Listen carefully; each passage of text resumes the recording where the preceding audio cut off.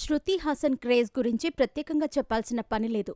లోకనాయకుడు కమల్ హాసన్ కూతురిగా ఇండస్ట్రీకి పరిచయమైన శృతి హాసన్ అనతి కాలంలోనే స్టార్ హీరోయిన్గా ఎదిగింది. తెలుగు, తమిళ, హిందీ భాషల్లో నటించి మంచి పాపులారిటీని సంపాదించుకుంది. సింగర్గా కూడా శృతి హాసన్కు మంచి గుర్తింపు ఉంది. స్టార్ హీరోయిన్గా ఎక్కువ కాలం కొనసాగుతుందనుకున్న శృతి హాసన్ కెరీర్ గాడి తప్పింది. తన వ్యక్తిగత జీవితమే శృతి సినీ కెరీర్ని పాడు చేసింది. వరుస సినిమాలతో బిజీగా ఉన్న సమయంలోనే మైఖేల్ కోసలే అనే వ్యక్తితో శృతి హాసన్ డేటింగ్ చేసింది. పెళ్లికి ముందే ఇద్దరూ కలిసి ఒకే ఇంట్లో కాపురం కూడా పెట్టారు. కొన్నేళ్లు బాగానే సాగిన వీరి రిలేషన్షిప్ 2019లో తెరపడింది.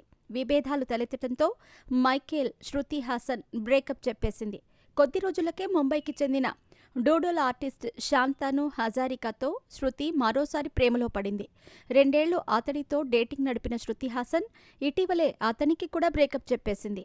శాంతను హజారికాతో ఉన్న ప్రతి మూమెంట్ని సోషల్ మీడియాలో షేర్ చేసేది.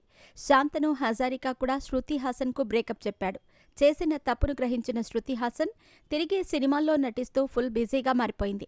ఆమె ఖాతాలో 4 హిట్లు చేరాయి.